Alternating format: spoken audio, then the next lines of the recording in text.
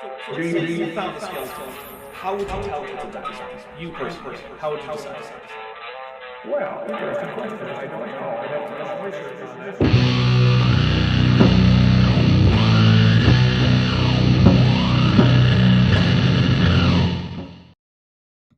All right, we are here with Leading Young Earth Creationism with, of course, Bent Hovind, a long-time participant on the channel, my co-host for Kent with Bent, but he's been dragging his heels on getting in for one of these for months. Yes, I have. For more than a year.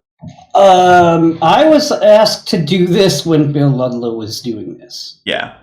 And I don't even know how long had he done it. I think he had done it for about 2 or 3 months, and then he passed on, and then... So I think I was asked to do it before he even did the first one, and I was kind of iffy on it.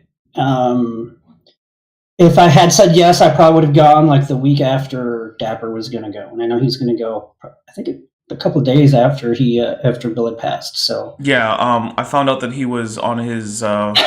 he only had a few days left, about... I think 4 days before I was supposed to go on, and then Bill unfortunately passed away, I think 2 days before I was scheduled to go on with him. Yeah, it was like that Saturday or something, and yeah. I think he had doing it on Mondays, so... The whole thing happened very rapidly, and was very unfortunate, but...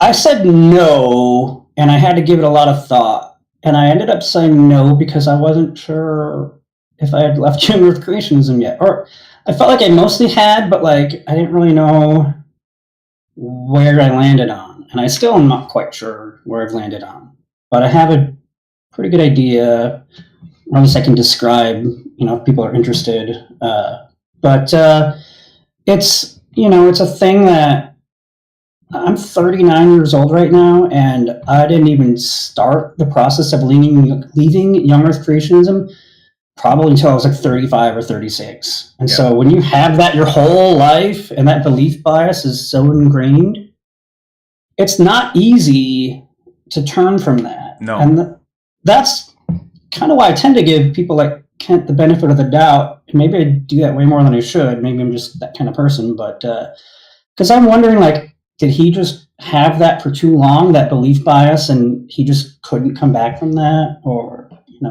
at what level of self, honesty or lack thereof are these people at? So that's kind of why I like watching Kent now. I grew up watching him, but... Well, let's get into that. So when did you start being a Young Earth Creationist? Was that just a thing you were raised in, or...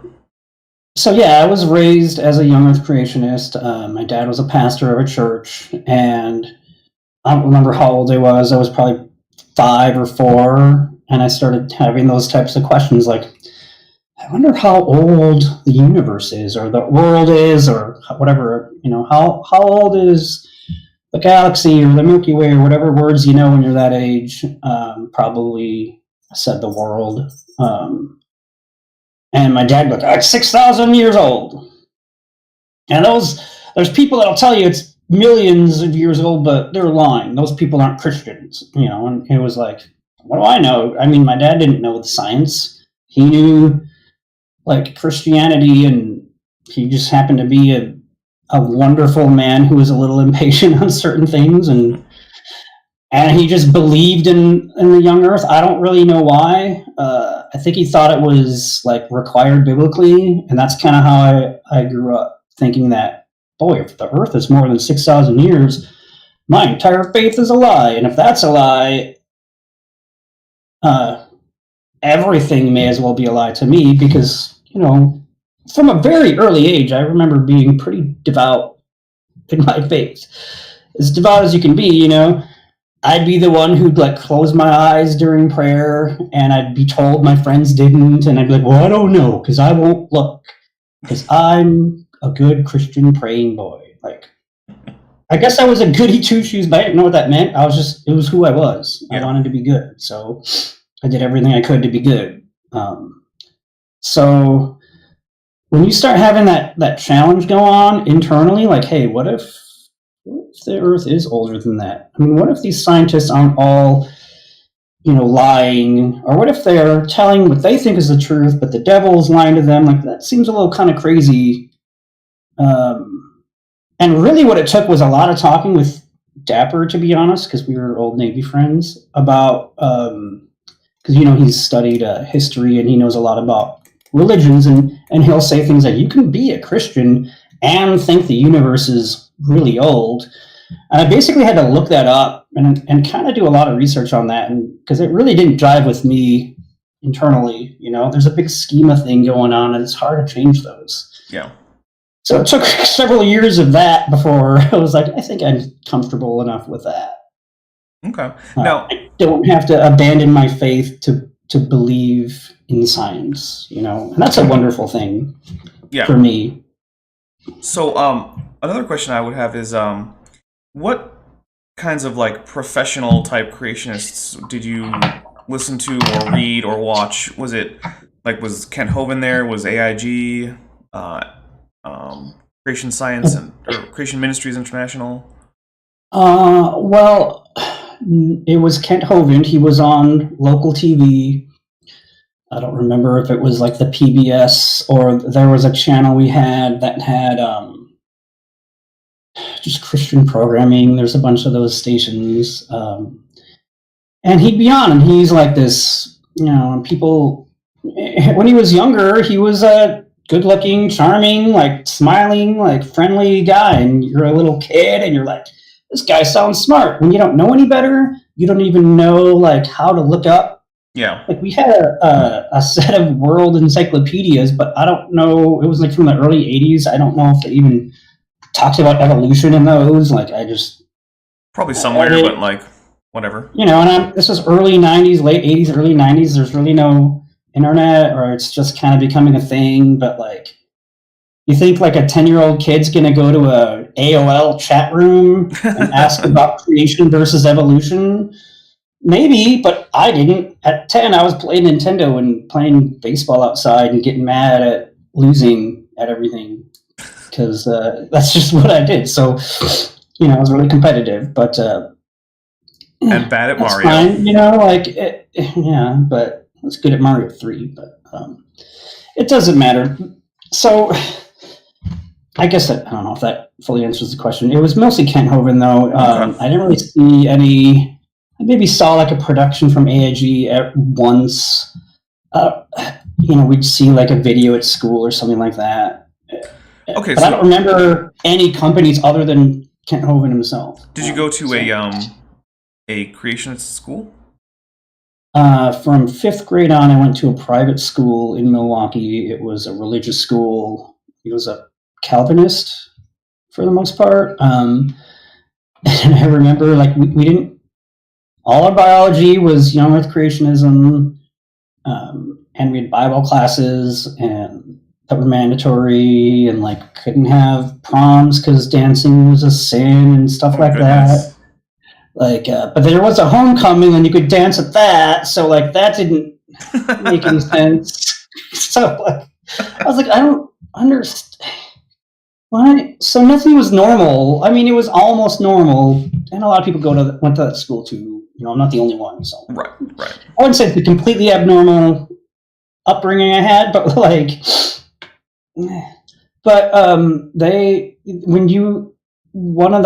think the Bible teacher, he's some of the teachers in this school believe in evolution. And everyone's what? I don't, and we can't tell you who, but just be careful. It was that. And I don't know, some of the students probably I believe in evolution, but no one would speak out on that. Right. Because they'd be too afraid, because it was definitely, so that was just the environment in that school. Well, that's interesting. I had some other issues with that school too, mostly with I don't want to call it classism, but it was a school with middle class and upper class students, and we were super lower class, really poor, and so I couldn't really relate to them. Our grandparents had money, and they decided to send me and my siblings to this school. And it was a better education, kind of. I mean, the public schools were really bad. So, yeah, even though the education may not have been scientific in a lot of ways, the public schools were really bad. That is one of the struggles that I've seen a lot of people, including my own family, go through. So I went to a Catholic high school, and it was not a creationist school, because Catholics generally aren't. My family weren't Catholic, but the thing was that my parents could just barely afford to scrape together enough money to send their kids there. And it had much better things like test scores and college acceptance and things like that compared to the local public schools, which were mostly just abysmal. And so it was the public schools, like through elementary school, were like you couldn't. So I remember in math in 3rd grade, we were supposed to learn addition and subtraction and multiplication and division during the whole year. That was like the goals for the math. And these students were just not behaving well. And there would be like constant outbreaks and screaming in class, and you can't touch me, you can't do anything. And like the teachers can't teach, and the students are like probably like a lot of these kids were probably abuse victims. I don't know. I don't want to judge anyone, or, but like kids are crying out and they needed help, and like the teachers couldn't teach and they couldn't, help. So like, what can you do? You need to get through addition and subtraction, and you don't learn the rest because the school year ends. There's too many disruptions in class. So that was my education. Yeah. As a little kid. And it's like, I don't know what the solution is to that, but getting into a private school was a great advantage. And I'm so glad I had parents that could afford that, or grandparents that could afford that, because my parents couldn't afford to keep a house that had no rent. That's how poor they were. Yeah.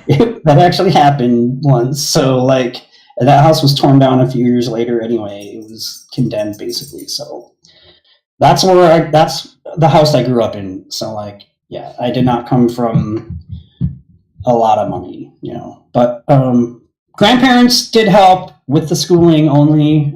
So like, but that it kind of went along with the stuff from the church. One of our church leaders was probably had the toughest reputation at that school for teaching.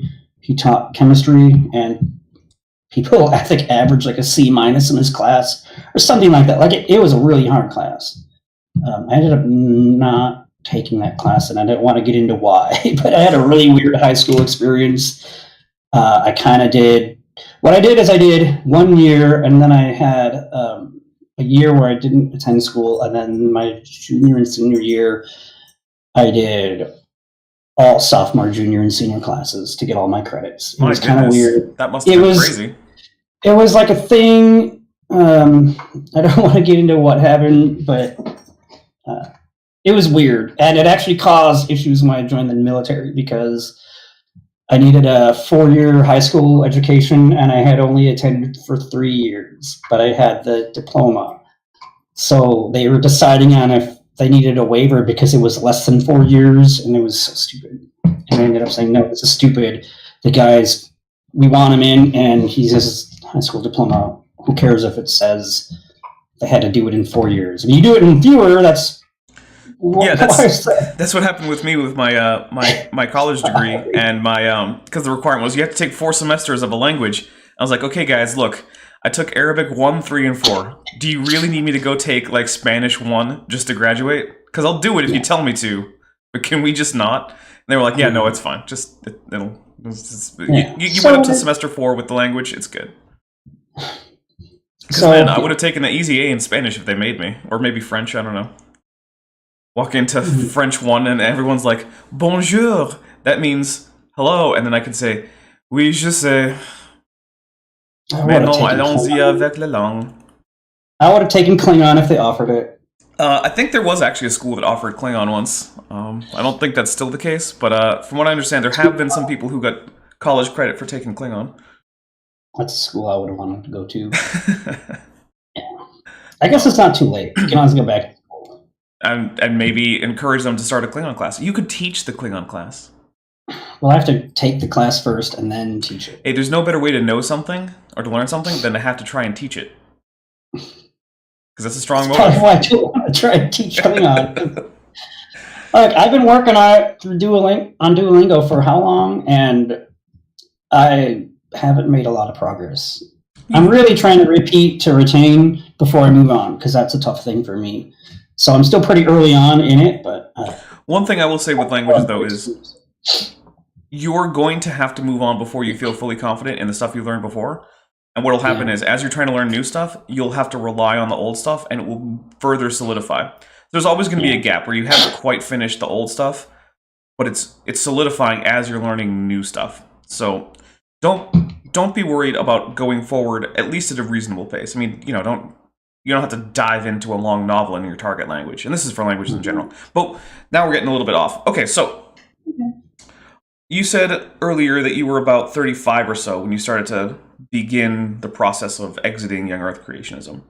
Mm-hmm. So, what were some of the things that really started to make you say, hey, wait a minute, maybe these things like the Earth is only 6,000 years old and, radiometric decay or whatever or radiometric dating, is nonsense. What were some of the things that first made you think that was the case? What were I want to make sure I'm understanding what you're asking. What are the things that made me think the Earth was young or was not young anymore? Some of the things that first started to make you question Young Earth Creationism. Okay. Well, we all know that science is a liar sometimes, but yes. But seriously, though, this is how I view science. I always liked science, or what I thought science was. And a lot of that's from science fiction, but there's things we don't know about the universe, and then we learn them. And then now we know things. And then we learn something else, and we're like, hey, that earlier thing we were wrong about. But maybe only a little bit wrong, maybe completely wrong.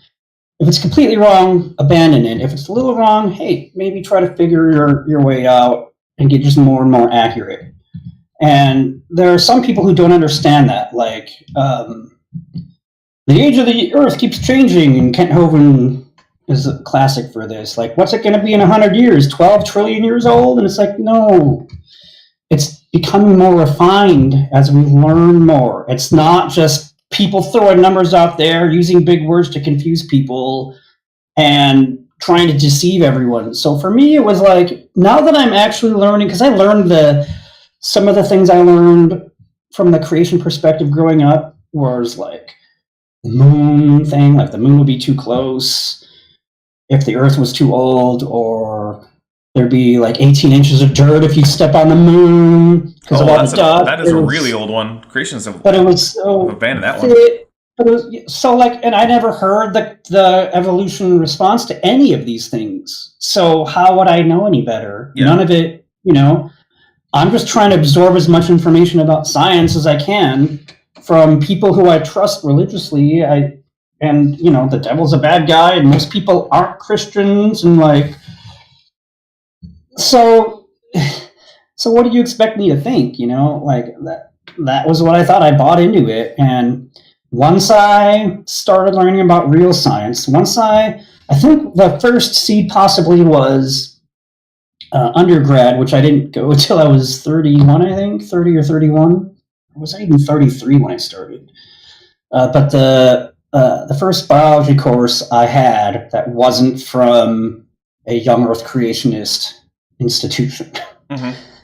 So when you're talking about a course I have to take for my degree on genetics and evolution, and I'm like, oh, I'm learning about evolution, that's wrong or evil, and when we get to it, the professors actually have enough understanding that there's enough Young Earth Creationists in America that they would have what's the thing? They would basically preface it with, hey, for those people who are religious, we're not going to be discussing the creation of the universe, the Big Bang, or any of that in this class. This is biology. All we're talking about is how biological life has changed over time via evolution.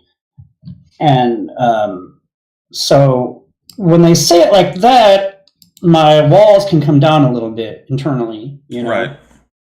And everything they say, I'm like, well, I could see how that could jive with what the Bible says, or I could see how that could jive with the Bible says. And then they say, what was one of the things they said that I didn't like? all mutations are random. And I'm like, well, what if they're not random? They just appear random, but God's controlling every one of them. Is that a possibility? Sure. Can I prove it scientifically? Not a chance. Yeah, it's not clear what the difference would be. I want to be clear here. Like, I love science, and when my religion jives with it, all I mean is, like, to me, I'm not disproving my religion through proved science. It doesn't mean I'm going to make or even try to make a scientific argument for my faith. Yeah. That's not ever my intention, because I don't think it's in the realm of science. I think you could probably disprove some things scientifically, but the idea, for me at least, for Christianity, is that it's faith-based, and I can believe in science and have faith in God, and that Jesus died and was resurrected, and what Christianity teaches. Right. And now that I know I can do that, I feel free to pursue more scientific learning. So that's kind of how that process went. Okay, but then again, that also took quite a long time, because I remember having conversations with you before your undergrad program started, and I specifically remember at one point staying up all night. That was during undergrad. Oh, was it during undergrad? It was my probably second or third semester. Because I thought we were still in Washington. Oh no, that happened twice, because I also remember a time when it happened in Washington. Yeah. I don't remember that, but I remember... Well, you may have had a bit to drink that night. Well, I got sober in 2011, I think, in February. Whatever Super Bowl 45 was, Packers, right there. Fair enough. Winning championships. Yeah! And I got drunk. I did a shot for every touchdown they scored, and I never got drunk after that, so... All right. Well, so I remember that happening at least a couple times, and I remember the time when it was in Washington, which apparently you don't remember very well, but you were very adamantly against, and it was very hard to make any progress there. But then I do remember the second time that it happened, there was significantly less, I guess, resistance, is, because I don't want to say like obstinacy, because I don't think that's fair. The walls were up. Because you're challenging my entire interpretation of the universe. Yeah. I don't like that. That's not comfortable. Mm-mm. No, and I think that's something that everyone who's been on the show, myself included, can say is it's not a fun time to go through, is to have stuff that you think is sort of fundamental to your idea of, life, the universe, and everything. Everything. Yeah. Literally. If I can't believe in something so fundamental to me, what can I believe in? Like, I would have to start doubting the walls are real. Like, that'll drive someone completely insane. And, I mean, I don't know. People have varying degrees of how firm they are in their beliefs. And I think people like me, I was able to be honest enough with myself to get out of that. Or at least open my mind up to, hey, maybe I'm wrong. Let's see what the evidence says. And a lot of people can't do that. I think, like I said, people like Kent Hovind are people who can't. And I really don't want to be judgmental too, because there's probably things he can open his mind up in completely unrelated ways that I can't do. Probably responsible drinking. I don't know if he says he's never touched a drop of alcohol, but I know Christians who can have a beer and they don't need to get drunk all the time. I'm not one of them. So, we all have strengths, we all have weaknesses, and for me, it was pretty tough getting out of that mindset, but I was able to do it. So okay. Now, how has that, or has it, changed your relationship with any of the people that you know who are still Young Earth Creationists, whether it be family or maybe friends from back home or something like that? There's a reason I don't tell extended family about Kent with Bent. Yeah. Because, my mom can get it. I think she's, I don't know. She's watched Kent with Bent from inside their house. Yeah, she has. But I could convince her that YEC is probably not true, and then she could go watch Kent Hovind, and he could convince her right back, probably. And it doesn't really matter to her that much. She just was a YEC, and when we had all these conversations, when she was living out here in Arizona with me, we spent a lot more time together. She pretty much, believed what I was telling her. Yeah. the stuff that I'd learned and why. She was very reasonable about it. My dad passed away before we ever had those conversations.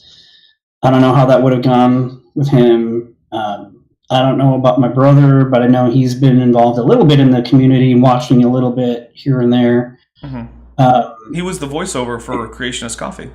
He was, but I don't think he really watches Kent with Bent much because it's just it's not for everyone. No, and I don't watch it. I would have a hard time watching Kent with Bent because it can be hard to watch through Kent Hovind. Yep. That's why I don't pre-watch any of the stuff with Kent. I've seen a lot of it in the past. You kind of know his spiel, but I don't pre-watch any of this stuff. I don't want to see that much Kent. Yeah, Kent with Ben is basically the only time I watch Kent Hovind now, especially since his new stuff is just so boring. I mean, we had, before Kent with Ben, we would watch it together, and it kind of binge it at a time, but really it was like once a week I'd want to watch a Kent Hovind debate, find an old one, we'd both look and find one, and basically do Kent with Ben without the pausing. We'd be like, that's stupid, and here's why, and it was mostly Dapper saying things. I'm like, sounds right to me, or I could, I do what I do. I'm the sidekick. I contribute, but I'm not the main act. And hey, you're the Bent in Kent with Bent. Your name is on the show. Mine isn't. Yeah, my name's on the show, and you know what? I don't remember who came up with the name Kent with Bent, because I do remember I did come up with the name Eric with Erica. I was like, can you do I need a break. Can you do something with Erica, maybe like Eric Hovind, Eric with Erica, and that's how that whole thing started. So I take credit. I don't remember exactly, but I do remember you were going by Bent because that was how people were pronouncing a screen name you were using. Yeah, so I think if you even went to my YouTube, which there's content there, but it's just random whatever stuff I've done in the past and stuff. So do it if you want. But the link, the URL is BENTM99. My name is Ben. My last name starts with an M. My middle initial is a T. 99 is the year I graduated high school. When you see Benton99, I'm actually going to type it in the chat here. When you see Benton99, a lot of people, like on Twitch, oh, hey, Bent, how you doing? Or people were like, TM99, that's a Pokemon. And I'm like, oh, I never learned about Pokemon. I don't know what that... I believe you, I guess.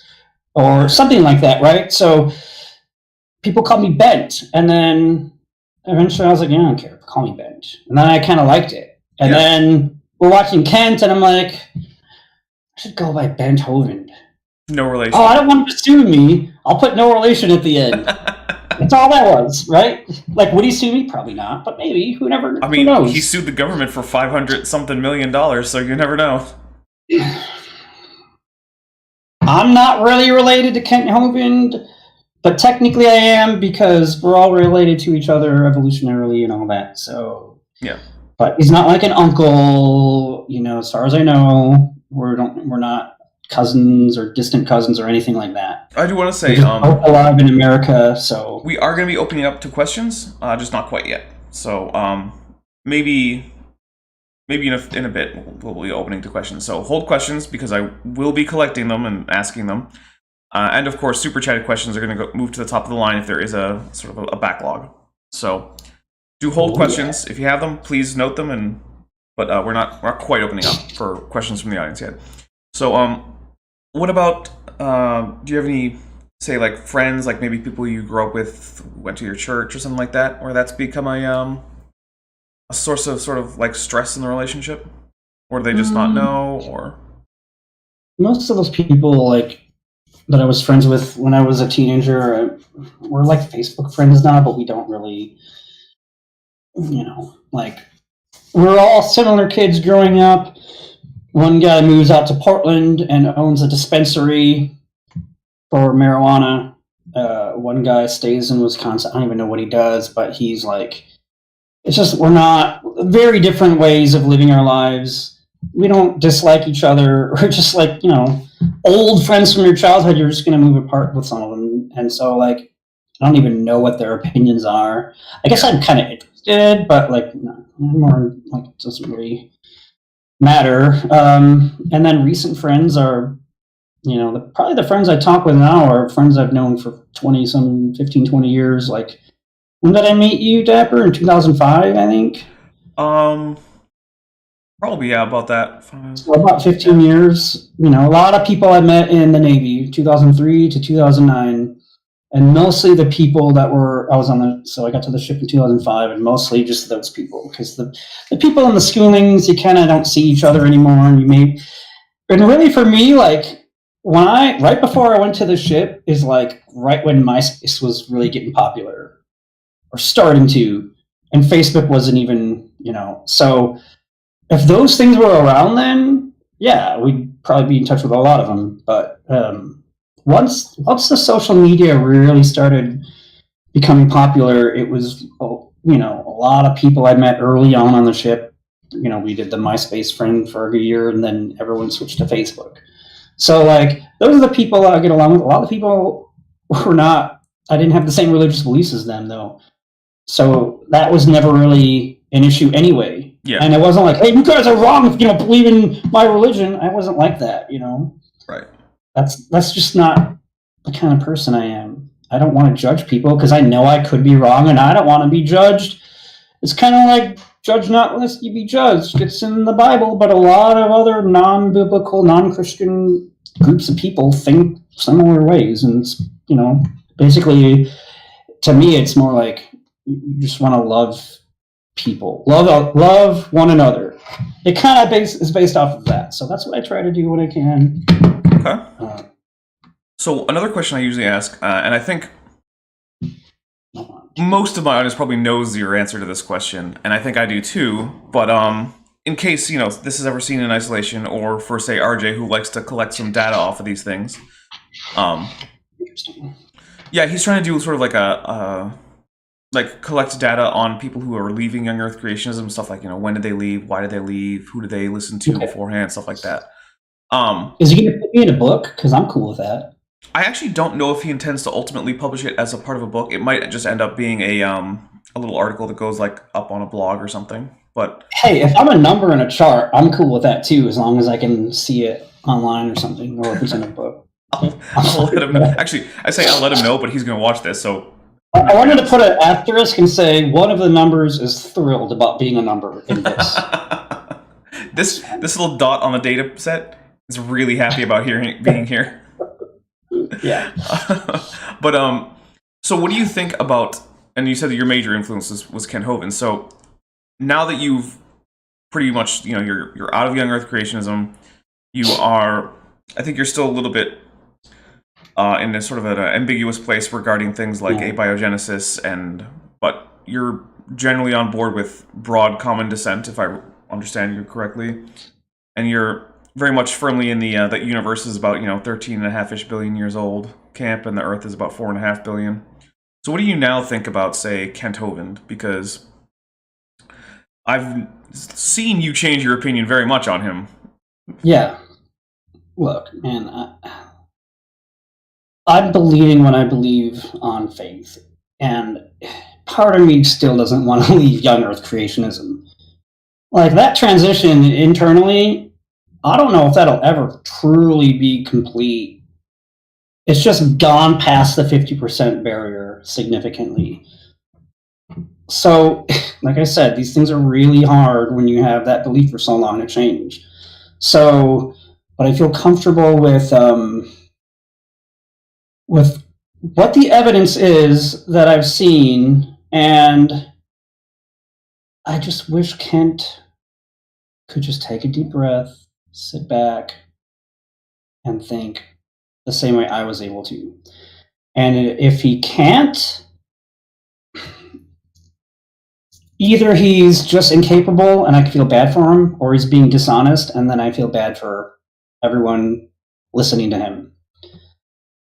And I don't know exactly where he is there. I tend to give people the benefit of the doubt, and he's probably proven he doesn't deserve it, but until I'm fully convinced, and I'm not quite there yet, I'd like to give him the benefit of the doubt there and think maybe he's just truly delusional and trying to be honest in that delusion versus actually being a liar.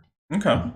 Does that answer that question? No, I think it does, and I think that's fair. I'm a little bit harsher on Kent Hovind, and part of that is just that I think that in my sort of time after exiting Young Earth Creationism, which has been a lot longer than it has for you. You know, I did that in high school, so you know it's virtually my entire adult life has been outside of Young Earth Creationism. I was never a Young Earth Creationist adult, so but I was still following a lot of creationist literature because you know it was things that like people in my family were reading or people that I had gone to church with.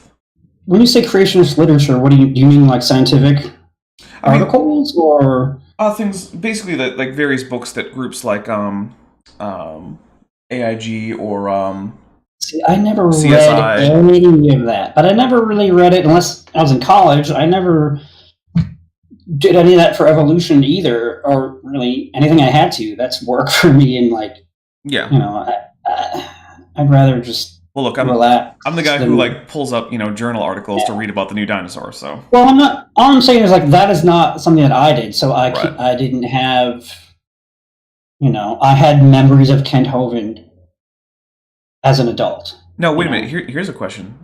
If someone had gone up to say watching that stuff when I was 18, I think I stopped seeing that, but I still had the belief in, you know, I wasn't going to the church anymore. I was in the Navy. I was grown up and moved out. So now, what if someone had gone up to 10-year-old Bent and said, Bent, or Ben, I suppose they probably would have said when you were 10. In 30 years, you're going to be on a weekly show talking about how badly wrong Kent Hovind is. What would you have said? I probably would have started crying and assumed that meant that my soul was damned and I'd be going to hell. Ouch. And I'd probably pray for God to kill me before I lose my salvation or something like that. Like that's how serious I was about not losing my soul. But the main thing is I immediately would have jumped to nothing here is happening except my soul is lost in the future. I don't even remember you mentioned Ken Hovind at that point when I'm a 10-year-old kid. Like that's what I would do. So if you could somehow convince me that I didn't have to abandon my faith, and again, the walls were up, so you'd have to somehow get over the wall. Yeah. Before I knew you had to convince me that it would have probably been fine. Just fine. So, but at the same time, if my parents and the adults in the church didn't believe it, I would probably feel real conflicted because I really trusted their opinions on things like, you know, they're adults, they know everything. At 10, maybe they don't know as much as they thought they did, but you know. Well, yeah, when you know how it is when you're a kid, you're young, you believe adults, and the older you get, the more you're like, oh, they're kind of dumb sometimes. Well, and then you become an adult and you realize just how dumb they are. Oh, they're dumb all the time. Oh, I didn't know that. Yep. Once you get to be an adult, you're like, oh, damn. So adults are just idiots like me, huh? Because I'm one of them. They're just idiots that have to make a decision, so they guess. Yeah. Oh, yeah. All right. Well, I think we can start opening up to some questions now, and we can still keep having some conversations about that kind of stuff. So now you have one of the longest transition phases that I've seen for Young Earth to not, and most people I find end up doing and this is anecdotal. I don't have data on this, so I'm sure RJ is going to slap me around for it. But I find most people, it seems to take them somewhere around like 6 months to a year or so. Mm-hmm. What do you think it was that made that? Because you said it's sort of like a 5-year. Yeah, there's a couple things. One is that, well, okay, so I don't know. So I think leaving it was the quick part. Where am I landing? That's the part that I still am trying to figure out. And another thing is I'm not really actively searching. I'm not actively looking up what are all the stances of Old Earth Creationism? What are all the stances of theistic evolution? What are the other possibilities? If I say I'm a theistic evolutionist, what does that mean to people like you, or to RJ, or to Maya, or to Luca? Hey everyone, how you guys doing? I don't want to box myself into a thing when I don't really know where I've landed yet. And I'm not actively looking into what each means. Like, so if you ask me, like, yeah, I think God created the universe. I think the Big Bang, like, what would it look like if God created the universe? Probably the Big Bang. So I'm just a layperson, I'm not going to study that kind of stuff and like to me, it just makes sense that could have been a thing. I'm not trying to scientifically prove it. I'm comfortable with accepting that could be what happened, and if science says the Big Bang happened, I have no reason to doubt that. So, yeah. All right. We have a question from John Limkel. I hope I'm pronouncing that right. It might be you. I don't know. But he says, or she, I also don't know that. Has evolution/science changed other parts of your worldview? So it's like social, political, or theological? And they say, touchy question, I know. So if you don't feel like you want to answer it, you don't have to. I'll answer any question pretty much right now. And I'll give a little more than maybe I should information on my personal life. I have some issues with depression and anxiety in the past. And when I have to question things like that, it can take a physical or a mental toll on me. Can I ask you to rephrase or repeat the exact question again? Yes. Has evolution/science changed other parts of your views, for example, social, political, or theological?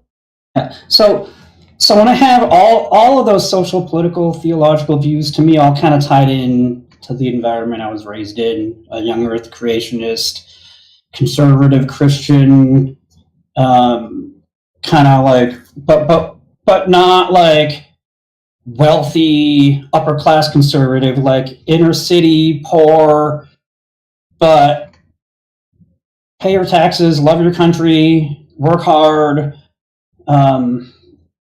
And, it was like, I don't know if the church was like against government welfare, but for private church welfare, because people would always help people out. My mom we'd be out in a park doing a church gathering thing, and this woman comes by cold, and my mom's like, "Here's my jacket." And that woman came to our church the next week. Yeah. And go on there for 20 years and mention that at my dad's funeral. My dad was her pastor for 20 years. Like, that's a loving Christian conservative. That's what it was for what I experienced with it. And now I see like yelling and anger and like homophobia and things like that. And it's like, can I just love my neighbor? Can I just do that? And so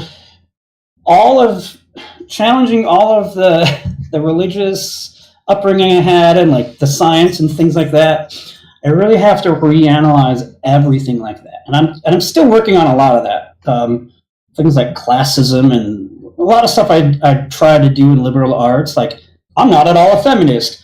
I could take man and masculinities or women in society. Well, I'd like to learn, I'd probably learn a lot in both, but I'm going to do the more challenging women in society because I'm going to feel less comfortable in that and get some perspectives that to me seem pretty radical, but at least I can learn, I can try to have an open mind, and, I have opinions that are still pretty, probably controversial in some things. I'm like, it's opinion, I don't know for sure, definitely don't want to enforce anything on anyone else.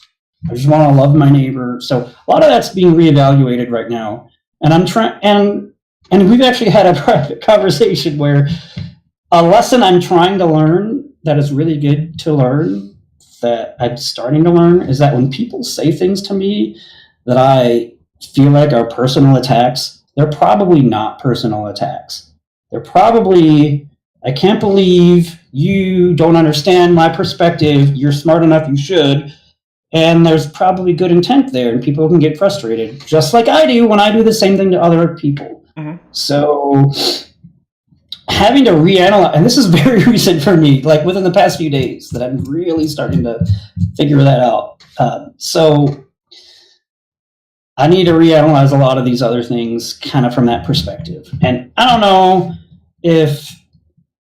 how much, I think the journey through leaving YEC helped set the stage for those other things. But, for me, a lot of it is like, when I just see dogmatic people yelling at other people, and it's like, even if you're right, dude, how are you helping? You're not convincing anyone. And how are you helping? That's why I love the Sal Cordova debates, because even if I disagree with him on a lot of things, he's just so pleasant. And I don't know how his reputation was in the past, but every time I've seen him, which was from his debate with Dr. Dan Stern Cardinal on, he seems like he's a really pleasant guy. And I'm kind of bringing it up because he had a debate last night, a modern day debate, for those of you watching later, that I watched the whole thing and the whole after show. It was a really good debate. Even though I typically don't watch debates with his opponent, and I'm not going to name names because I don't want to be mean to anyone, but I typically don't watch that guy. For what it's worth. Yeah, no, I also watched that, and I was on the after show. And I will say I don't know Sal from before. Apparently he was. And this is just things I've heard. This is hearsay. This is not me speaking from personal knowledge. I haven't gone to check, but apparently, when he was on r/debate evolution, he was a fairly abrasive person, and in the last couple of years or so, he has really mellowed out, and now he is one of my favorite Young Earth Creationists to talk to, because he is very sincere, and unlike many of them, like especially like Kent Hovind or say Mr. Batman, who I've had debates with, he is actually someone who will respond to the arguments that you actually make, rather than just pretending he knows what they are, making up an argument he thinks he can respond to well, and then responding to that. That's called straw man. Right. So it's not a literal man made out of literal straw. For those snake oil salesmen who don't know what that means. Which, of course, is a reference to the fact that when Ken Hovind was called a snake oil salesman by Professor Dave from Professor Dave Explains, his response was to point out that he never sold literal snake oil in his life. And it was just like, dude, come on.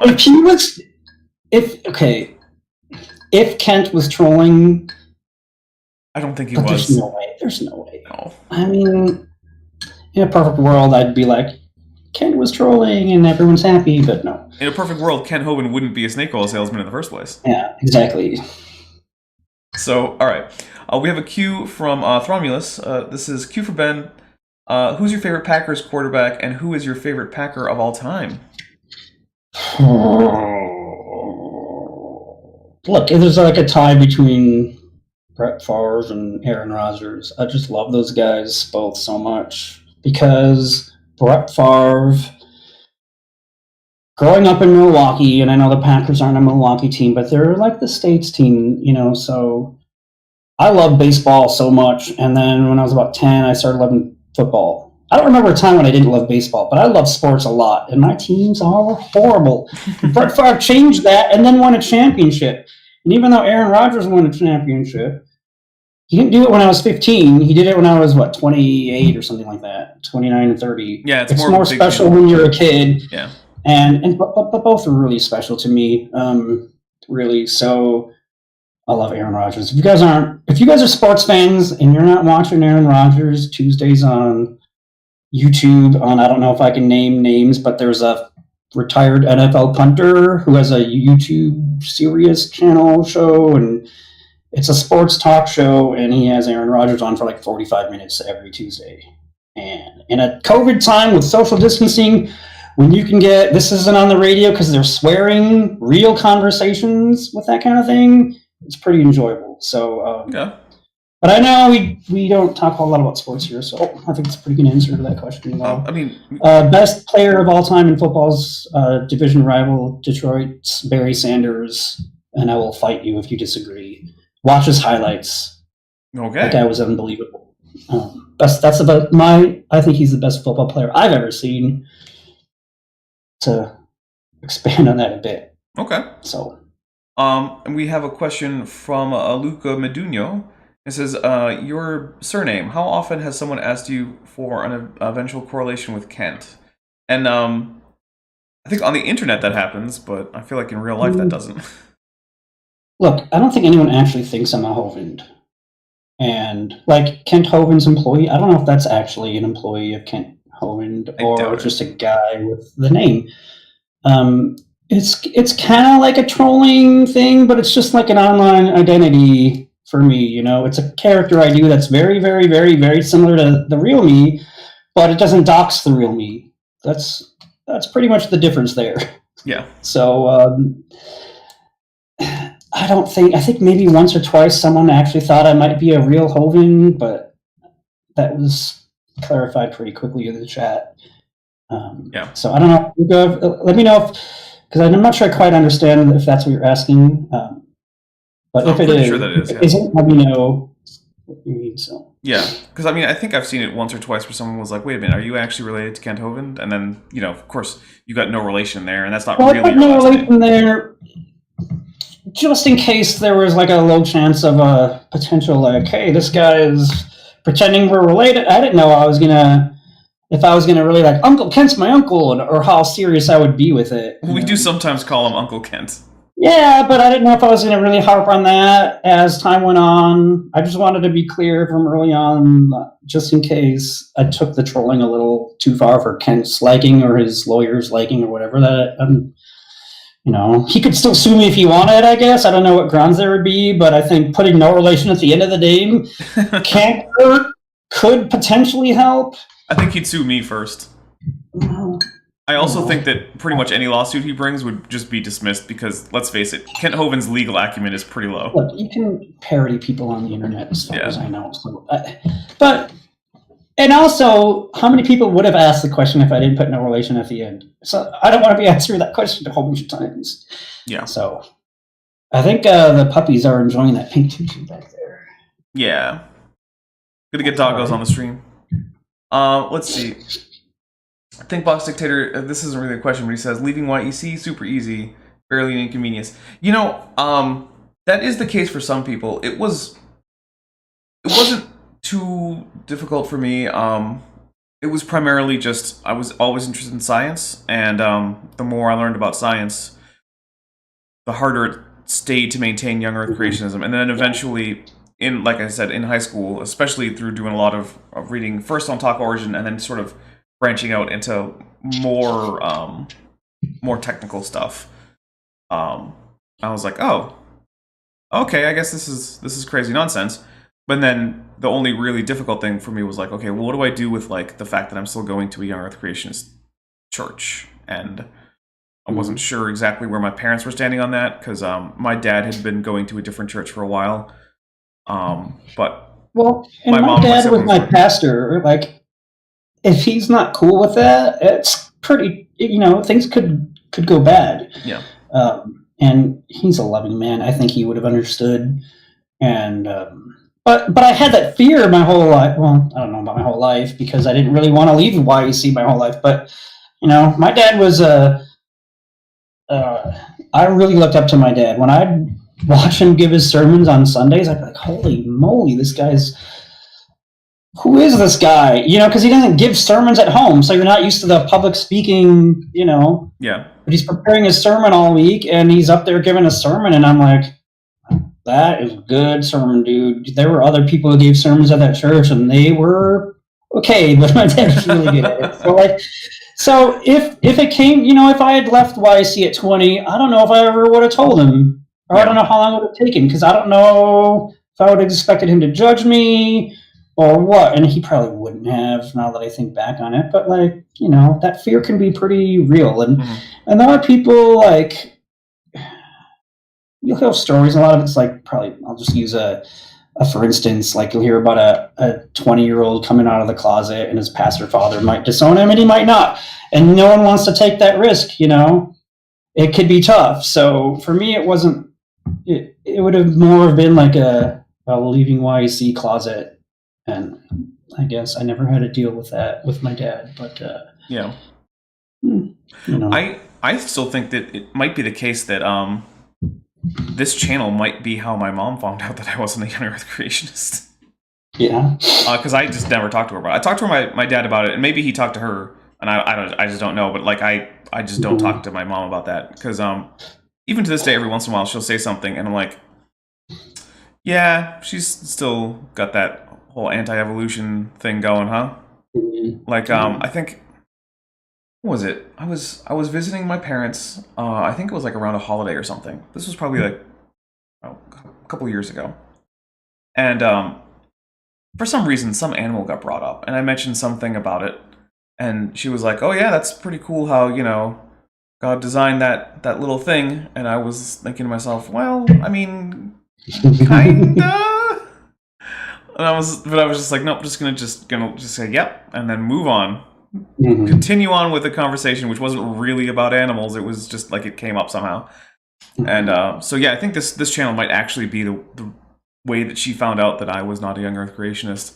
Although, as far as I know, her grandchildren aren't being raised as Young Earth Creationists. I know my brother was on this channel, so his kids are not being raised that way. My sister, her kids, they get stuff like dinosaur toys and stuff like that from me, and when they ask me questions about them and I give just the standard mainline scientific explanation, there's no pushback from her or her husband. My youngest brother's kids, I don't really know, but like their mother is not very, like, I don't think she cares. So I imagine that she's just gonna send them to the public schools and they'll learn what they learn there. So, and I did take them to a museum, and there was no. Their mom was there with us.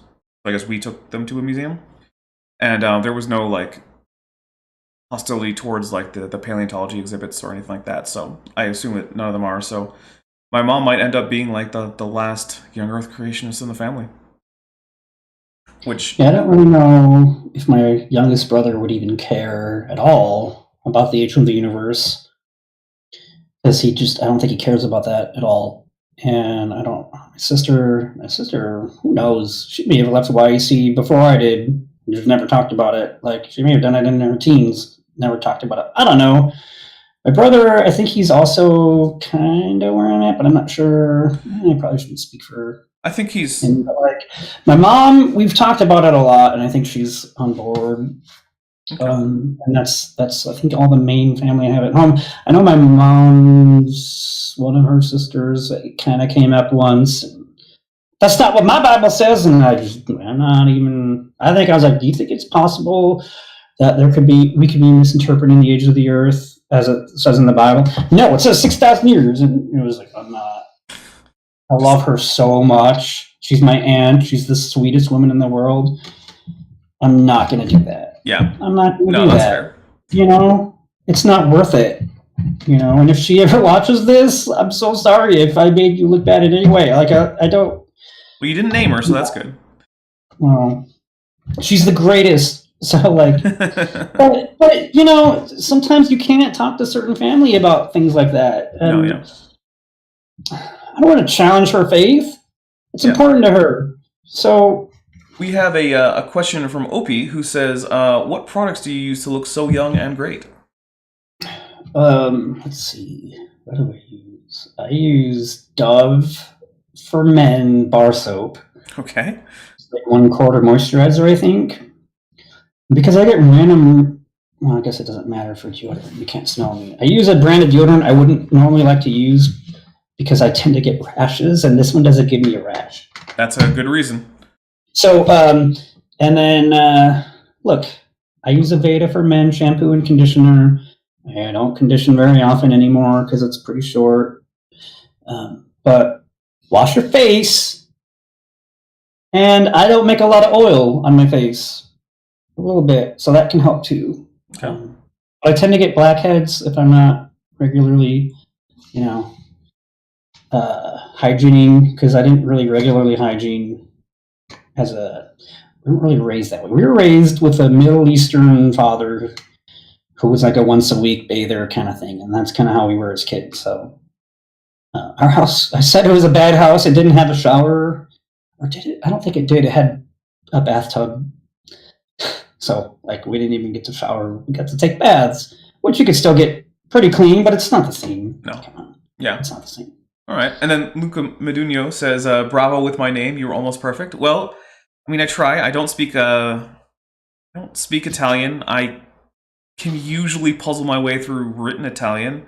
That's not usually too bad. Although I'm gonna the exact nuances of, like, say, case and mood are gonna be lost on me because basically I'm basing it on lexical knowledge from Spanish, French, and Latin. And so between that, I can usually puzzle out at least the broad meaning of most sentences. So for instance, like I can read Italian Wikipedia fairly easily. Or if I see like a newspaper article or something in Italian, I usually know what it's about and roughly what happened.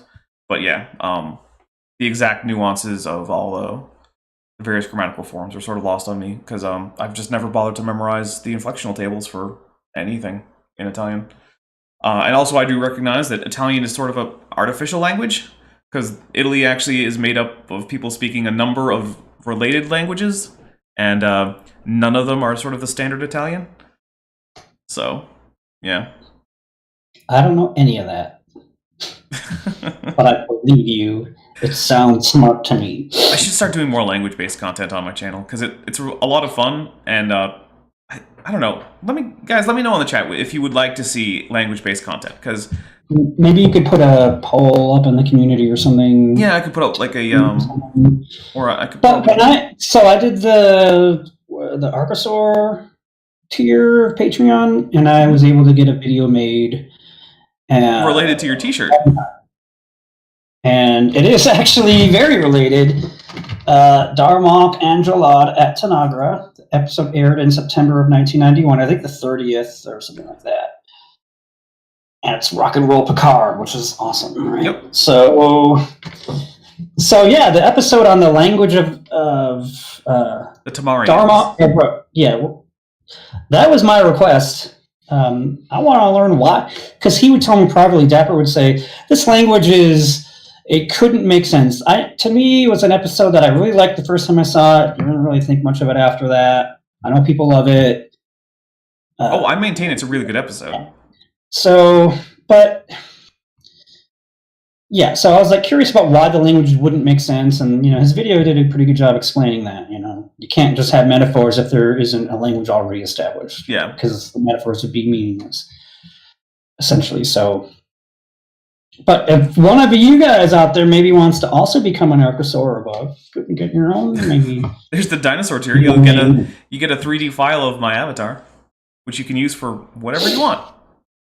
Actually, it's unfortunate. I can't actually give out my main animation sequence. Like, if it weren't for the fact that I have contractual obligations not to give away some of the files that are contained in my main animation file, I'd totally give people that if they wanted it. And of course, if they paid for it. But yeah, unfortunately, because of the place that I got a number of the textures used, I'm actually legally, contractually barred from giving out that file. I can use it for production purposes. I can use it for I can monetize any of the stuff that I make with it. I cannot distribute it. So, yeah, it's unfortunate. But on the other hand, I am the sole owner of all the models and textures used on the avatar itself. So the actual dinosaur and the tie and the top hat. I am the sole originator of all that data. So I have full intellectual property there. I can do anything I want with it. So, nice. Yeah. Mm-hmm. It is nice. Actually, I've thought about like just taking the model and the textures and just putting them up for sale, because I've seen worse models sell for more than I would charge for that. Do it. I might.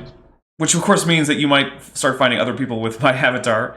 And also, someone came into my comments once saying, "Oh man, I wish these YouTubers would stop just buying art assets off of like Sketchfab or whatever." And I was like, dude, I made this myself. You can watch the progress if you go back to my early videos.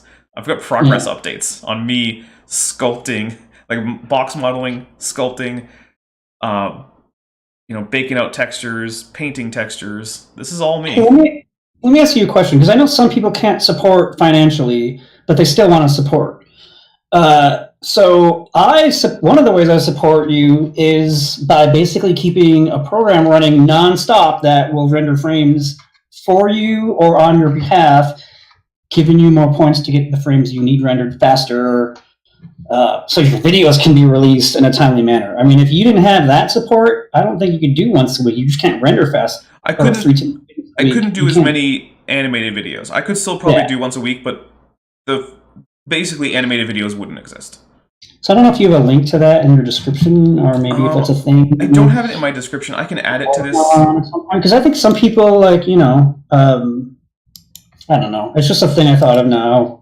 Yeah, well, if people would like to, I can I can give them instructions on how to do that, and I can put that in the link to this video, or sorry, the description of this video. And basically, it's a program called Sheepit. Sheepit is a distributed render farm. It's basically a crowdsourced rendering thing.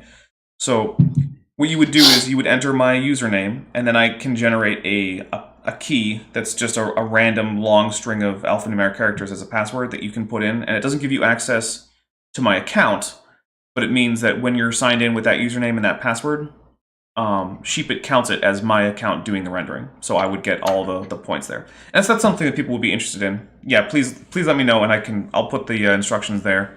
I'll put the website where you can download the client, the username I use. I click the button, I minimize it. Right now, it's actually using 0% of my processor and 1.2 megabytes of memory. It might be a small file it's working on. It's actually requesting a job right now, but so it also depends on your ISP, because I am uploading and downloading a lot of yeah, if you have a data cap, don't do information, and I have a golly, it's like 1,000 terabyte limit. Okay, well, yeah, if you got a small data cap, I don't remember, or you're paying per bit, don't do that. Yeah, so I don't know. This has been running for 26 hours. It's downloaded almost 6 gigabytes, uploaded almost 500 megabytes.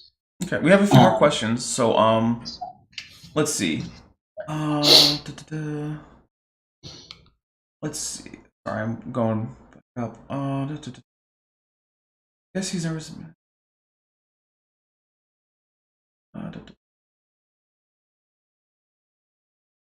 This is from Thronulus, who, by the way, thank you for being a channel member, Thronulus. I love seeing all those top hats and the little green tetrapod for new members and stuff. Yeah, that's always fun. Does Ben ever do anything to help nieces and nephews learn how science looks at evolution, or says looks at evolution, and it says but I think he meant or the age of the Earth? No. Fair enough. I'm a pretty good gift giver. I figure out what my nieces and nephews like, and I get them gifts that were more expensive than the gifts I was able to receive when I was a kid. I spoil them a little bit. It's just one gift each for Christmas. Yeah. I don't even know if I know their birthdays. I know, right? I get a calendar. My parents make a calendar every year. I had to do more work on being a better uncle. No, they love me though.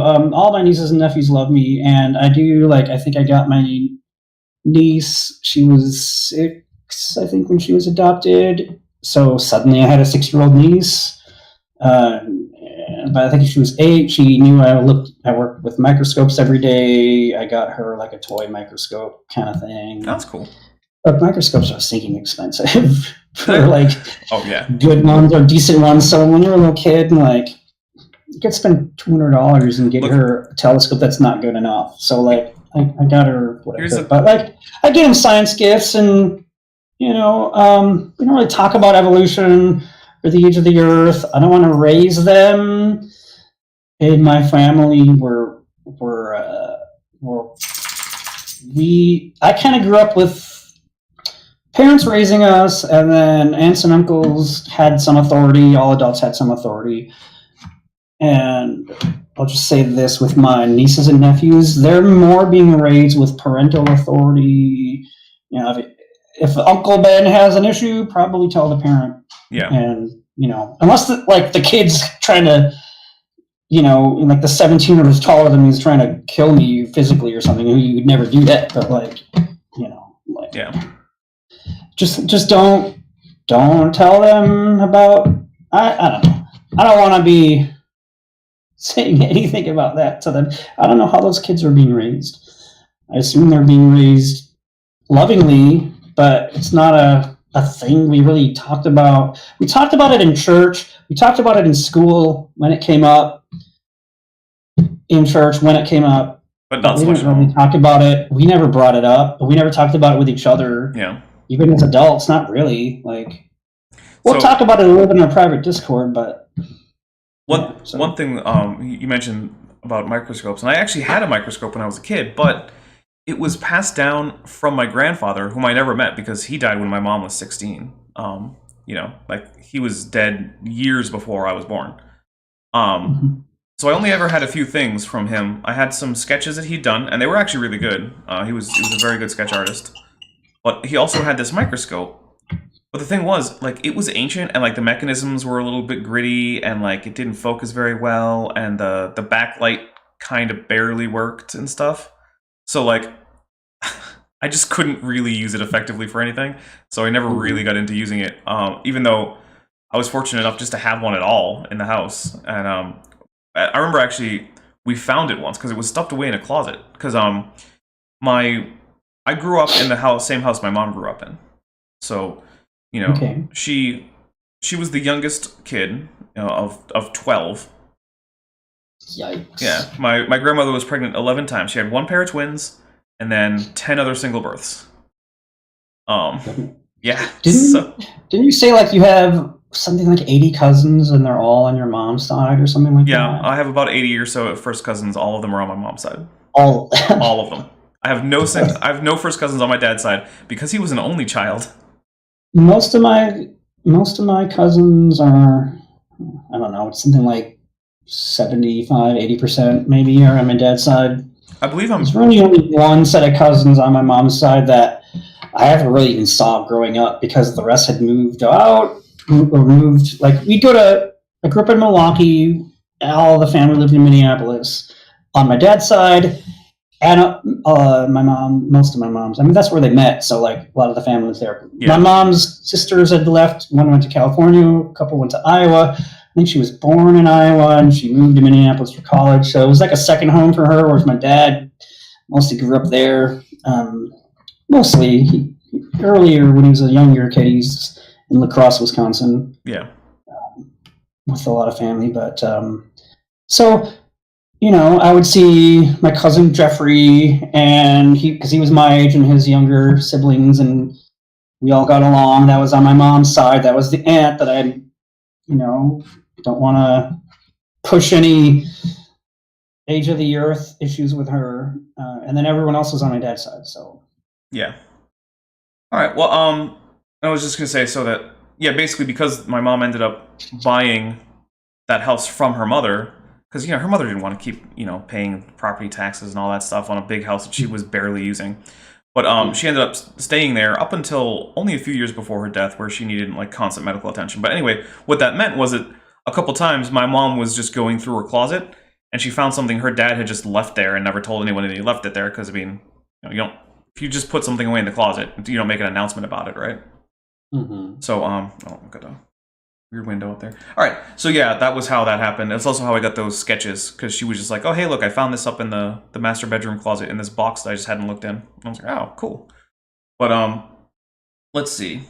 If you go pretty far, there's a question. Have you ever watched A Dinosaur Story by Hoops and Dino Man? And I would have- say no. I have That was not. pretty- Never heard of that. Then I think the first question that triggered your questions will be at the end. Question for Ben Hovind: how does he interpret Genesis 1, Adam and Eve and the flood, now that he's no longer YC? I don't have a good answer for that. Because it's hard to interpret, you know, lots of it literally. In the beginning, God created the heavens and the earth. I could buy that literally. But, like, the more you go, and I didn't memorize all of Genesis 1, so I'm just going to stop there, but, like, how do you have plants without light for a couple of days? I mean, is God the light? Is God shining light? I don't know. I wasn't there. I don't know. It's not all that important to me, like, to understand exactly how that stuff happened. Yeah. I feel like science says this is what happened, and it's not being a liar that particular time, then, you know. Because science is a liar Adam and Eve sometimes. actually exist? Maybe, maybe not.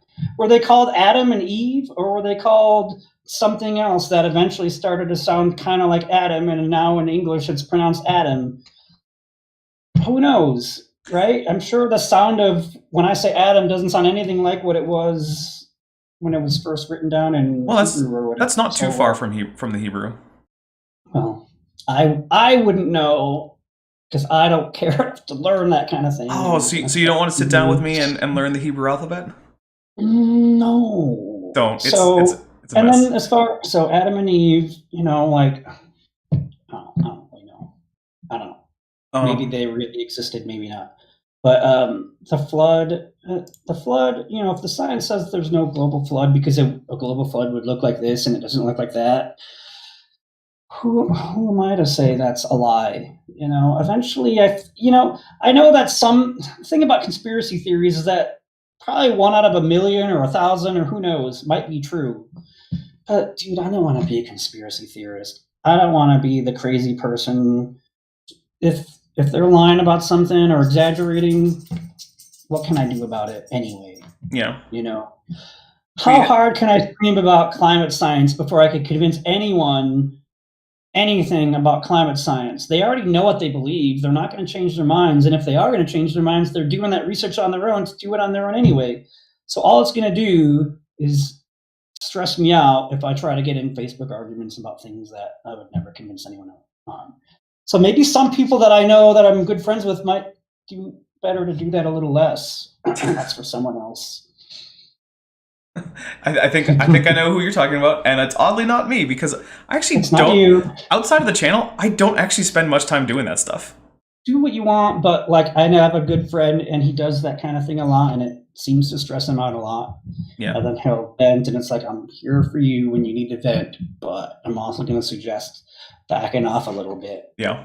We have. He's a really reasonable guy, and when you're a really reasonable guy over the internet, people can just block you. So you won't convince them even when you're being reasonable. Right. Is what I'm saying. So why try? We have a comment from Luca who says, Bent Hovind, I feel you. I was born in a house like that too. We were poor. And to me, he says, yes, Italy is a mess. Italian came from Florence. Yeah, if you look at a map of Europe, the impression that you will get of languages in Europe is very far from the truth. You'll see Spain. Well, they speak Spanish there. It's like, well, do they? Not all of them. Or you'll see a map of France and it says French. It's like, well, they speak French there. Well, no, some people in France speak German. Some people I was going to say some people speak Breton, but basically no one speaks Breton anymore. But some of them speak Occitan, and the same thing in Portugal. Not everyone in Portugal speaks Portuguese. Italian is basically just 8 different languages strapped together. And it's even worse with Arabic because the Arabic spoken in say in the Libya is about as similar to the Arabic spoken in say Iraq as it's German and English. It's you notice the similarity if you know what to look for, but you can't go from one to the other without essentially learning an entire new language.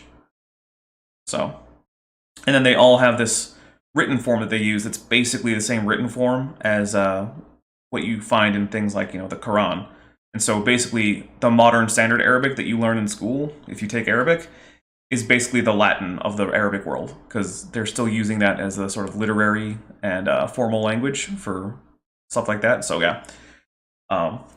As it turns out, the world of languages is way more complicated than you would think from just taking, say, high school geography.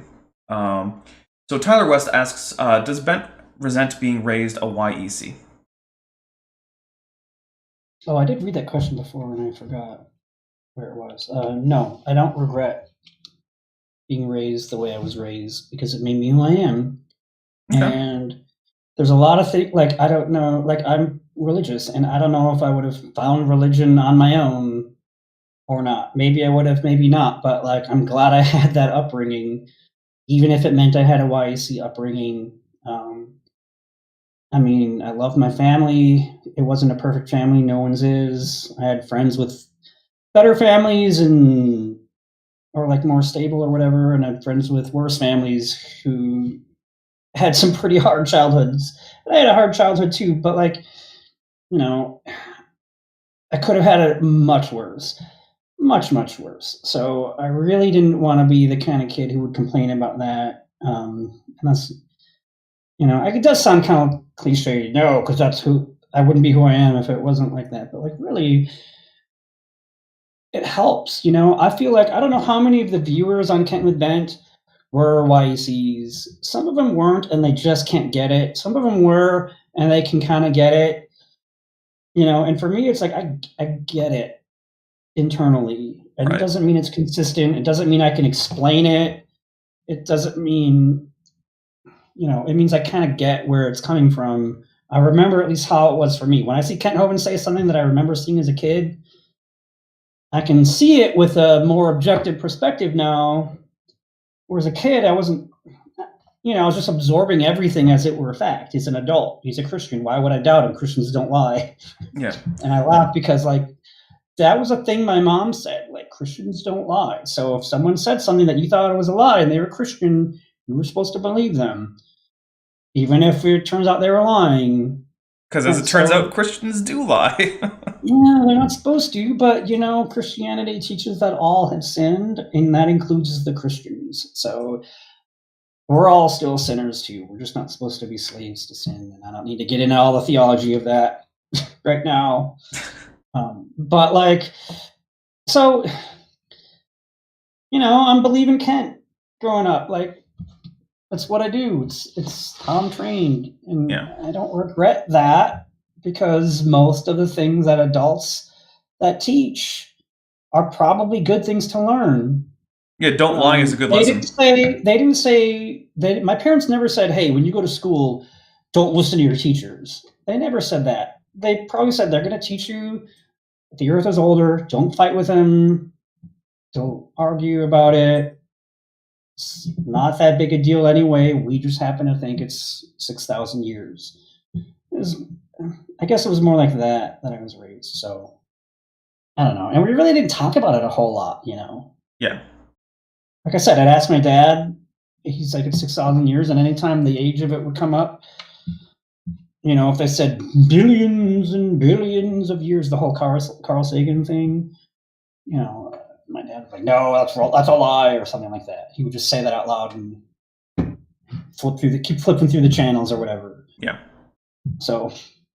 And also, Unintrigued Feline, thank you for letting me know about the audio issues with Ben's mic. I think it should be better, but unfortunately, because I am an incompetent nincompoop, I didn't really do a very good audio level check, so that's on me. But I hope it's a bit better now. I'm not positive, but yeah. Mm-hmm.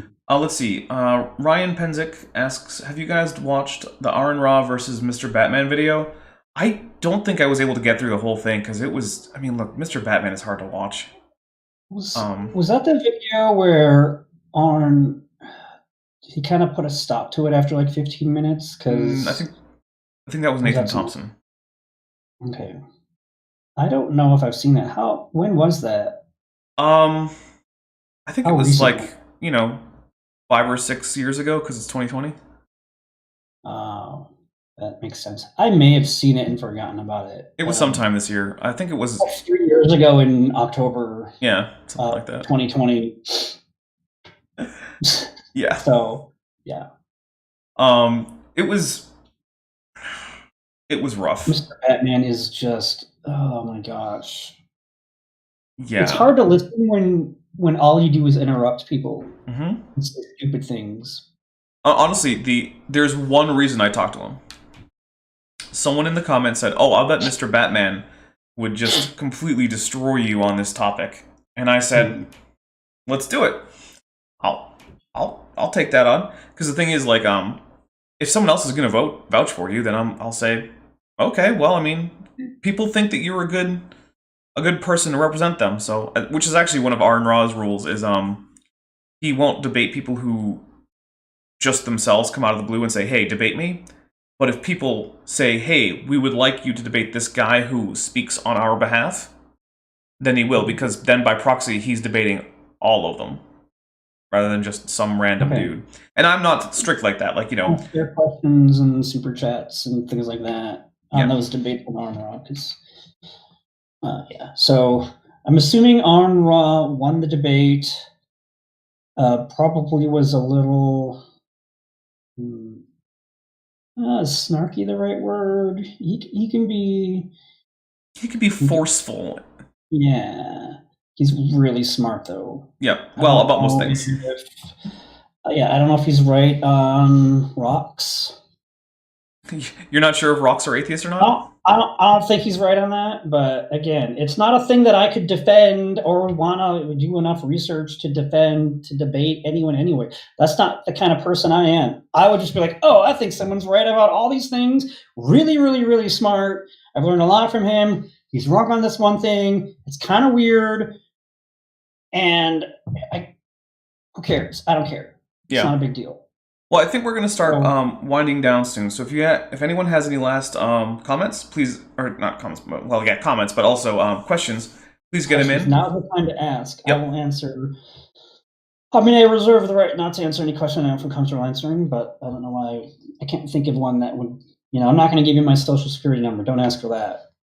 But I guess you could ask just. Then what's your social security number? It's something like XXXX number. I think there's a couple of 0, 1, 2, 3, 4, 5, 6, 7, 8, or 9s in there. Okay. There you go. So I'm gonna give quick updates on like what's going on for channel stuff. So I'm currently waiting on one piece of art, and when I get it, I will be rendering out a video for Thursday. It will be a little bit of a different topic than I normally do. We're going to be talking about some history-related stuff, because people are getting it badly wrong on the internet, and so we're doing a little bit of a correction. It's actually going to be on the First Council of Nicaea in 325 CE, because most of the stuff I see on the internet about the First Council of Nicaea doesn't make any sense and isn't what happened. So we're going to go over, in very broad strokes, what happened, what did Emperor Constantine have to do with it, what was the council about, how does that relate, if it does at all, to the formation of the Christian canon, which is, the list of books that Christians consider to be scriptural, and also how did the canon actually form. And like, don't get me wrong, this is an 11-minute video. You're not getting a course in early Christian history. I've taken such a course. I've helped teach such a course, but this is not that course. But that is a bit of a change of pace there. I already have the final video in the series about the Genesis Apologetics video about asteroid or flood. That is in the can. It's up for my patrons and channel members. You can find it if you on my Patreon page or the channel and patron only Discord server. So if you want to watch that now, you can. That won't be out for at least 2 weeks. I also have a supercut edited together of the Tasman Walker speech that I responded to. I'm not sure exactly when that'll come out, but that's the whole thing. If you ever wanted to see that series back to back without having to wait for ads to click through or for the next video circle to finish, you can just watch that all as one big old video. And if you're a YouTube Premium member, you don't get any ads through the whole thing. Let's see. Icarus points out that you cannot win a debate against G-Man. Yeah, I mean, look, G-Man won the Sal Cordova debate. Let's face it, G-Man by default wins all debates, whether or not he's in them. Look, I said before, I want to love my neighbor more, and I want to like people, and I like G-Man. And I probably disagree with almost everything he would say scientifically, but I like him. And that goes for a lot of people on both sides. Either I don't know someone well enough to hate him yet, or my interactions with them, when they're pleasant, I'll like them. Yeah. And so I'll go, like I went on Sal Cordova's after show on his channel last night, and it needs more followers. And I was like, 5 viewers, only 1 like. We need more likes. Like, I'll do that for him, even if I disagree with him on things. Like, I'm not going to be a bad person to people who I disagree with in this community. And I don't think most people aren't, but like, I really want to be a nice, loving person, and to treat these people with respect, because they're people. They're people, just because they disagree with you doesn't mean they're not people with feelings and lives, and like, so that that G-Man's one of them too. So like, yeah, he's an issues fella. Yeah, he's got issues like we all do, but I like the guy, and I'm not going to tell anyone they have to. I'll say this. I've seen G-Man perform, or I suppose behave, very poorly in the past. However, That's when true. he was on my channel for the after show of his debate with Erica Gutsick Gibbon, he was very pleasant. We could talk about things like, like we talked a little bit about like what's your favorite movie, and I think he actually has pretty good taste in movies, or at least, how about this? He seems to have similar taste in movies to me, which means I think he has good taste in movies. Well, I remember like he seemed a little like defensive, like he was expecting to get attacked. Yeah. Everyone was being nice to him, and it was great because if he gets defensive, he'll get offensive again, and that's just what What would you expect someone to do? Yeah, well, and like, we don't want that. We don't want to cause that issue. We want to be open and welcome, and even if we disagree, that's the kind of people I am. I think Dapper's the same way. Erica's the same way, I think. Sal's the same way, from what I can tell. So, like, that's just what I've seen, in my opinion, on these people now. Have you watched any of King Crocodile's videos? Yes, I watched some of his debates with Kent Hovind. Those are, in my opinion, better probably than even Dapper's debate. They were brutal.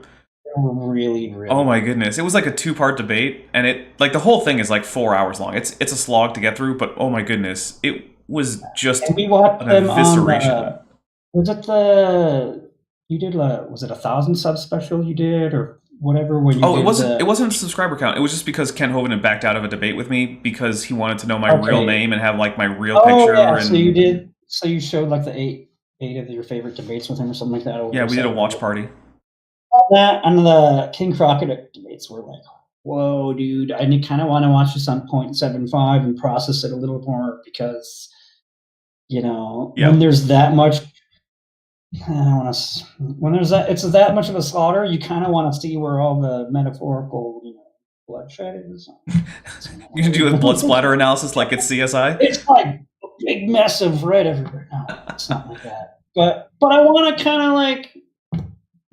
And Thronmulus in the chat said, spoiler, it, meaning the Council of Nicaea, was about multiple things. The canon wasn't even talked about. This is accurate, yeah. The Council of Nicaea had literally zero to do with what book should be in the Bible. It didn't come up once. It didn't talk about it. It wasn't an issue. They talked about a lot of stuff. Most of it was one particular controversy, but then they issued a whole bunch of other little new like regulations for the church, and they said things like, oh, hey, can you have 2 bishops in one city? No. What should be done to punish clergy who misbehave? This and this and this and stuff like that. But yeah, no, the canon wasn't discussed at all. And this is a little bit of a spoiler for that video, but like you get a lot of sort of like, Constantine threw out the Gospel of Thomas in the Council of Nicaea, and that's why no one pays attention to the Gnostic Gospels. And it's like, to quote Luke Skywalker from a movie I don't much like, but a line that I do like. Amazing. Every word of what you just said is wrong. So, yeah.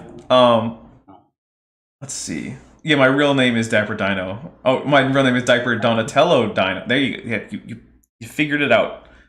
You puzzled it out. I thought it was Diaper Dino. I like that.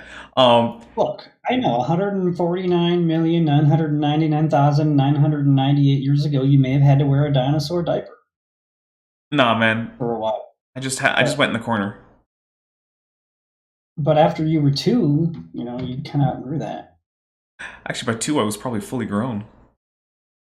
Oh. I don't know if you can remember that far back, but I wasn't there, so. No, yeah, were you there? No. Oh, but there were rocks there. I think the rocks were there.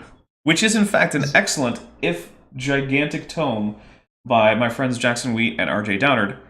Have I read it? No. Do I own it? Yeah. Oh. Have I flipped through it? Yeah. Does it have a really long section of sources cited at the end? What do they call that? Bibliography? Yeah.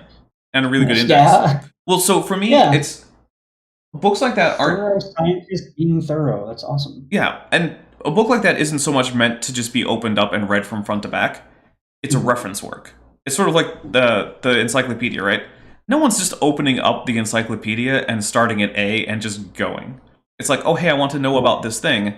Let me look it up.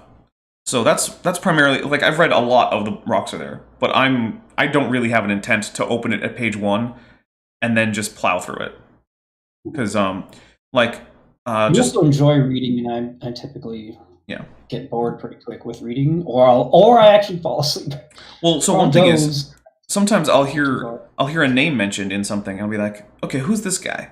So, for instance, I had someone point me towards some paper on dinosaurs, and as I was reading, I was like, this is a weird paper. There's something off about this guy. Who's this author? And so I checked the rocks were there, and sure enough, he's in their index, and so I looked up the page on him. I'm like, oh, okay, he's one of the Alan Fiducia fanboys.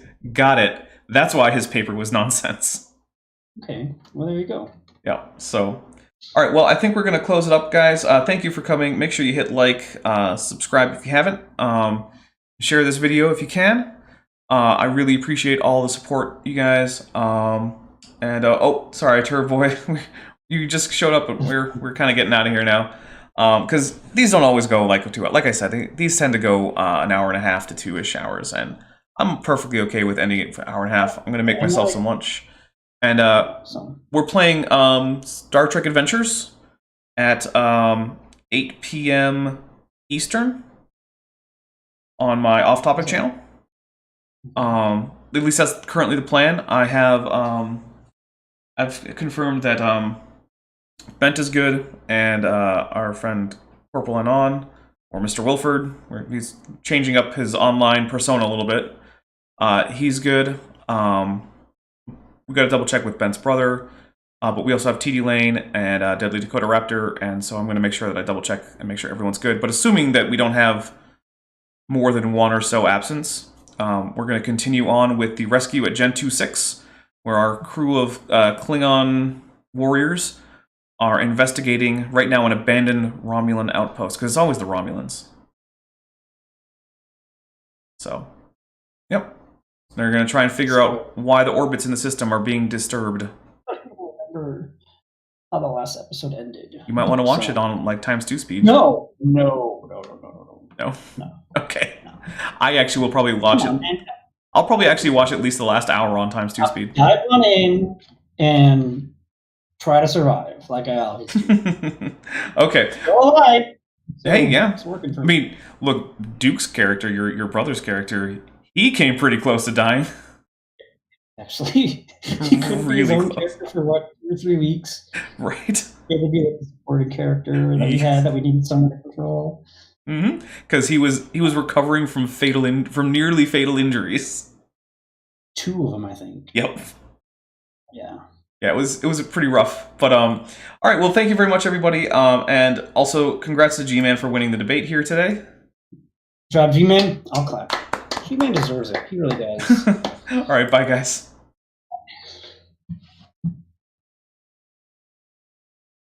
And we are out.